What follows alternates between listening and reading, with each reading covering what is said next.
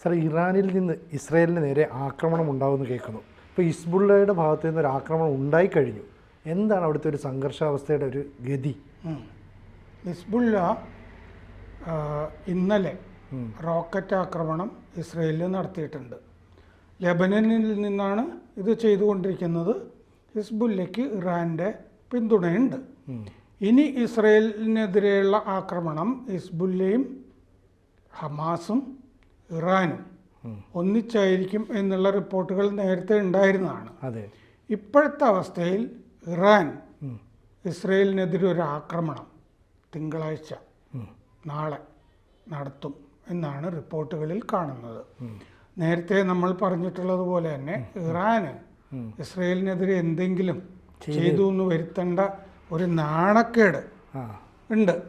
കാരണം എന്താണെന്ന് വെച്ചാൽ ഹമാസിൻ്റെ തലവനെ അവിടെ നിന്ന് വധിച്ചതാണ്. അപ്പോൾ ഹമാസിനെയും തൃപ്തിപ്പെടുത്തേണ്ടതുണ്ട് ഇറാൻ. അവിടുത്തെ ആഭ്യന്തര, അതായത് അവിടുത്തെ ജനങ്ങളെയും തൃപ്തിപ്പെടുത്തേണ്ടതുണ്ട്. അപ്പോൾ എന്തെങ്കിലും ചെയ്തു എന്ന് വരുത്തേണ്ടതുണ്ട്. അപ്പോൾ ഒരു ഡ്രോൺ ആക്രമണമോ അങ്ങനെ എന്തെങ്കിലും ഒന്നായിരിക്കാം. ചിലപ്പോൾ വലിയ ആക്രമണമാണെന്ന് വരില്ല. എന്തായാലും നാളെ അത് നടക്കും എന്നുള്ളൊരു അവസ്ഥയുണ്ടെന്നാണ് ഇപ്പോൾ വിദേശത്തു നിന്നുള്ള റിപ്പോർട്ടുകളിൽ കാണുന്നത്. ഈ അമേരിക്കയും ബ്രിട്ടനും ലെബനനിൽ നിന്ന് അവരുടെ പൗരന്മാർ ഒഴിഞ്ഞു പോകണം എന്ന് ഉത്തരവായിട്ടുണ്ട്. ശനിയാഴ്ചയാണ് ഈ 1 ഡസൻ റോക്കറ്റുകൾ ഹിസ്ബുള്ള ഇസ്രയേലിനെതിരെ അയച്ചത്. അപ്പോൾ അത് കൂടുതൽ സംഘർഷം ഉണ്ടാക്കുകയാണ് ചെയ്തത്. ഇറാൻ്റെ ആക്രമണത്തിനൊരു മുന്നോടി എന്നുള്ള നിലയ്ക്കാണ് ഇത് ചെയ്തിരിക്കുന്നത്. അപ്പോൾ ഇത് ഇസ്മയിൽ ഹനിയെ ഇറാനിൽ കൊന്നതിൻ്റെ പ്രതികാരമായിട്ടാണ് ചെയ്തിരിക്കുന്നത്. അപ്പോൾ ഈ റോക്കറ്റ് ആക്രമണം കഴിഞ്ഞപ്പോൾ അമേരിക്കയുടെ പ്രസിഡന്റ് ബൈഡൻ പറഞ്ഞിട്ടുണ്ട് ഇറാൻ കുറച്ചുകൂടി മിതത്വം പാലിക്കും എന്നാണ് കരുതുന്നത് എന്ന് അദ്ദേഹം ഒരു പ്രതീക്ഷ പ്രകടിപ്പിച്ചിട്ടുണ്ട്. ഹിസ്ബുല്ല പറഞ്ഞിരിക്കുന്നത് റോക്കറ്റ് അയച്ചത് സ്ഥിരീകരിച്ചിട്ടുണ്ട് ഹിസ്ബുല്ല. എന്നിട്ട് പറഞ്ഞിട്ടുണ്ട് ഇസ്രയേലിലെ മൊഷാവ് ബെയ്ത്ത് ഹില്ലേൽ എന്ന് പറഞ്ഞ മേഖലയിലാണ് ഇത് റോക്കറ്റൊക്കെ അയച്ചിരിക്കുന്നത്. ഇത് ടൈംസ് ഓഫ് ഇസ്രയേലും പറഞ്ഞിട്ടുണ്ട് അവിടുത്തെ കുറേ പൗരന്മാർക്ക് പരിക്ക് പറ്റിയിട്ടുണ്ട് ഈ റോക്കറ്റ് ആക്രമണത്തിൽ. ഇത് ലെബനനിലെ ഖഫർ ഖേല, ധൈർ സിറിയാൻ എന്നിവിടങ്ങളിൽ ഇസ്രയേൽ ആക്രമണം നടത്തിയിരുന്നു. അതിനുള്ള പകവീട്ടലാണ് ഇത് എന്നും ടൈംസ് ഓഫ് ഇസ്രയേലിൽ കാണുന്നുണ്ട്. അതുപോലെ ബെയ്റൂത്തിൽ ഫുവാദ് ഷുക്കൂറിനെ കൊന്നിരുന്നല്ലോ, ഹമാസിൻ്റെ വലിയ കമാൻഡർ. ഫുവാദ് ഷുക്കൂറിനെ കൊന്നതിനുള്ള തിരിച്ചടിയായിട്ടും ആണ് ഈ റോക്കറ്റ് ആക്രമണം എന്ന് കരുതുന്നു എന്ന് പറഞ്ഞിട്ടുണ്ട്. അപ്പോൾ റോക്കറ്റ് ആക്രമണം നടത്തിയത് ഹിസ്ബുല്ല സ്ഥിരീകരിച്ചിട്ടുണ്ട്, ഇസ്രയേലും സ്ഥിരീകരിച്ചിട്ടുണ്ട്. ഒരു റോക്കറ്റ് ആക്രമണം ഇന്നലെ നടന്നിട്ടുണ്ട്. അങ്ങനെ റോക്കറ്റ് ആക്രമണം നടന്നാൽ സാധാരണഗതിയിൽ ഇസ്രയേൽ തിരിച്ചടിക്കും, അതുറപ്പാണ്. ഈ അമേരിക്കയുടെയും ഇസ്രയേലിൻ്റെയും 3 ഉദ്യോഗസ്ഥന്മാർ പറഞ്ഞു ഇറാൻ തിങ്കളാഴ്ച നാളെ ഇസ്രയേലിനെ ആക്രമിക്കും എന്ന് സ്ഥിരീകരിച്ചിട്ടുണ്ട്. അവർക്ക് സേനാ നീക്കങ്ങളെ പറ്റിയിട്ടുള്ള ഒരു ധാരണ ഉപഗ്രഹ ചിത്രങ്ങളിൽ നിന്നോ ഒക്കെ കിട്ടിക്കാണും. അതുകൊണ്ടാണ് പറഞ്ഞിരിക്കുന്നത്. ഇത് അമേരിക്കയിലെ പ്രധാനപ്പെട്ട ഓൺലൈനായ ആക്സിയോസ് ആണ് റിപ്പോർട്ട് ചെയ്തിരിക്കുന്നത്. ഇറാൻ ഇസ്രയേലിനെ നാളെ ആക്രമിക്കും എന്നുള്ളത്. അതൊരു വലിയ വെളിപ്പെടുത്തലാണ്. ഇപ്പോൾ അവിടെ നടക്കുന്ന കാര്യങ്ങൾ എന്താണെന്ന് വെച്ചാൽ, ഈ ഹിസ്ബുള്ള ലെബനിൽ നിന്ന് അയച്ച ഈ റോക്കറ്റുകളിൽ ഭൂരിപക്ഷത്തിനെയും അയൺ ഡോം ഇസ്രയേലിൻ്റെ ഇടയ്ക്ക് വെച്ച് നിർവീര്യമാക്കി ഇന്റർസെപ്റ്റ് ചെയ്തു. അയൺ ഡോം എന്ന് പറഞ്ഞു കഴിഞ്ഞാൽ അത് സഞ്ചരിച്ചു കൊണ്ടിരിക്കുന്ന ഒരു ട്രക്കാണ്. ഈ വിമാന വേധ സംവിധാനങ്ങൾ, മിസൈൽ വേധ സംവിധാനങ്ങളൊക്കെ ഉള്ള സഞ്ചരിച്ചുകൊണ്ടിരിക്കുന്ന റഫേൽ കമ്പനി ഉണ്ടാക്കി കൊടുത്തിരിക്കുന്ന ഒരു സംവിധാനമാണത്. അത് സംഘർഷ മേഖല പ്രദേശങ്ങളിലൊക്കെ സഞ്ചരിച്ചിട്ട് ഇത് ചെയ്യാവുന്നതാണ്. അപ്പോൾ ഈ ഡോമിനെ വെട്ടിക്കാം എന്ന് വിചാരിച്ചിട്ടാണ് പല റോക്കറ്റും. പക്ഷെ ചില റോക്കറ്റുകൾ അവിടെ വീണ് പൊട്ടുമൊക്കെ ചെയ്തതായിട്ടും പരിക്ക് പറ്റിയെന്ന് പറയുന്നുണ്ടല്ലോ. അപ്പോൾ ബാക്കി ഭൂരിപക്ഷത്തിനെയും അയൺ ഡോം നിർവീര്യമാക്കിയിട്ടുണ്ട്. ആ ഭാഗങ്ങളിലൊക്കെ അഗ്നിബാധ ഉണ്ടായതായിട്ട് ഇസ്രയേൽ പ്രാദേശിക പത്രങ്ങളിലും മാധ്യമങ്ങളിലും കാണുന്നുണ്ട്. അമേരിക്ക മിഡിൽ ഈസ്റ്റിൽ സൈനിക സാന്നിധ്യം കൂട്ടുന്നതായിട്ട് പ്രഖ്യാപിച്ചു. വാഷിങ്ടണിൽ നിന്നുള്ള വിവരം USS എബ്രഹാം ലിങ്കൺ വിമാനവാഹിനി കപ്പൽ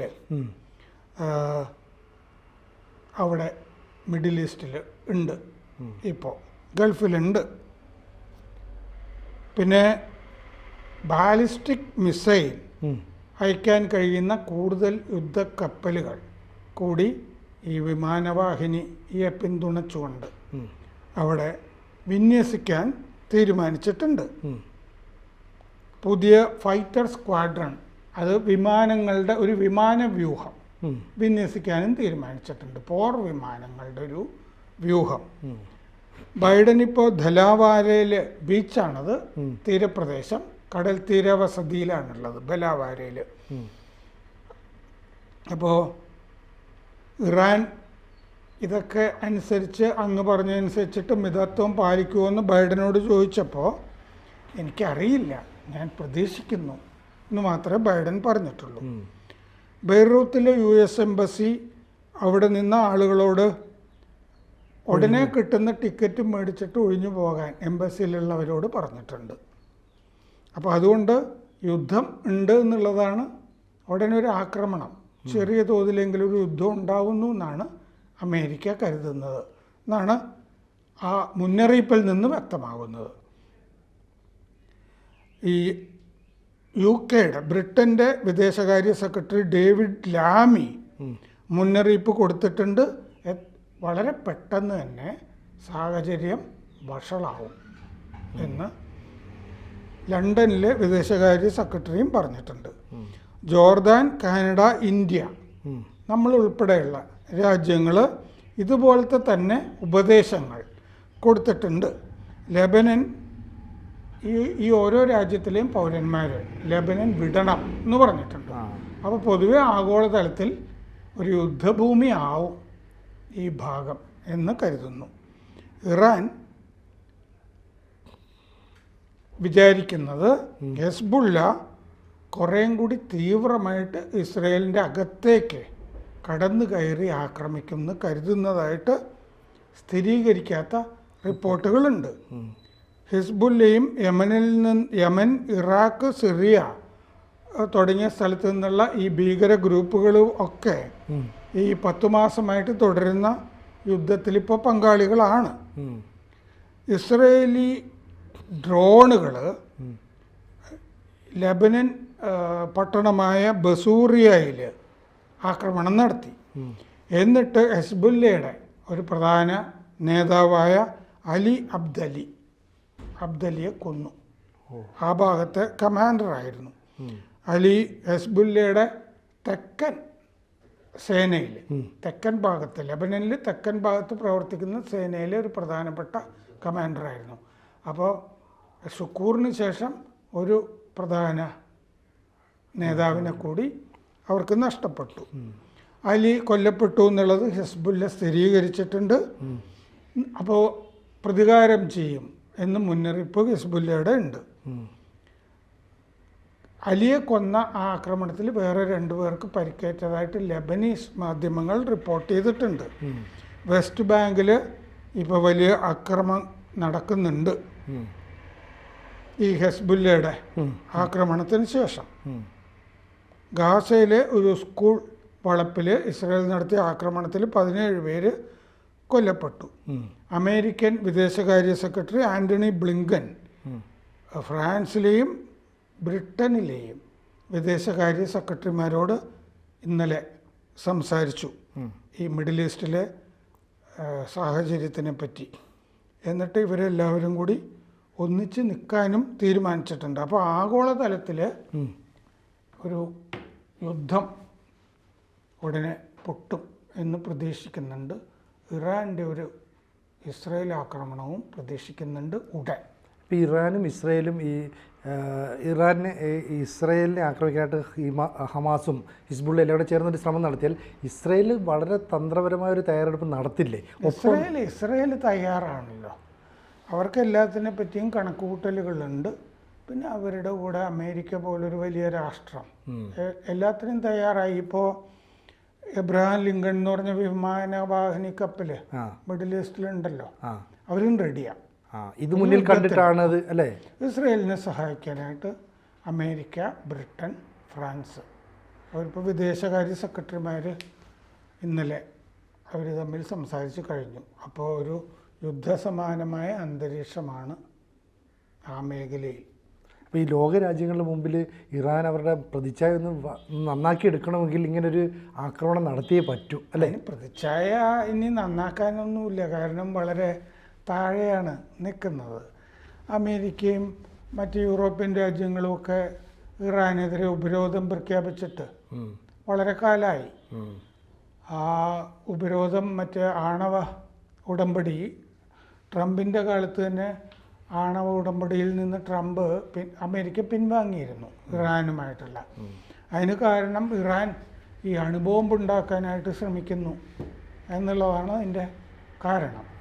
ഇനിയൊരു കഴിഞ്ഞ ദിവസം ബ്ലിങ്കൻ പറഞ്ഞിരുന്നല്ലോ, ഒരു 2 ആഴ്ചയ്ക്കുള്ളിൽ അല്ലെങ്കിൽ ഒരാഴ്ചയ്ക്കുള്ളിലൊക്കെ അണുബോംബ് ഉണ്ടാക്കാവുന്ന ഒരു ശേഷി ഇറാനുണ്ട് എന്നുള്ളത്. അപ്പോൾ ഒരു യുദ്ധസമാനമായ സാഹചര്യത്തിൽ ആദ്യം നടക്കുന്ന ഒരു സംഗതി ഇറാനിലെ ആണവ കേന്ദ്രങ്ങൾ തകർക്കുക എന്നുള്ളതായിരിക്കും. കാരണം അണുബോംബ് പ്രയോഗിക്കാനായിട്ട് ഇടവരരുതല്ലോ. അതെ, എന്തായാലും നമുക്ക് കാത്തിരിക്കാം. കൂടുതൽ വാർത്തകളും വിശേഷങ്ങളും നിങ്ങളിലേക്ക് എത്താൻ ABC മലയാളം സബ്സ്ക്രൈബ് ചെയ്യുക, ബെൽബട്ടനും അമർത്തുക.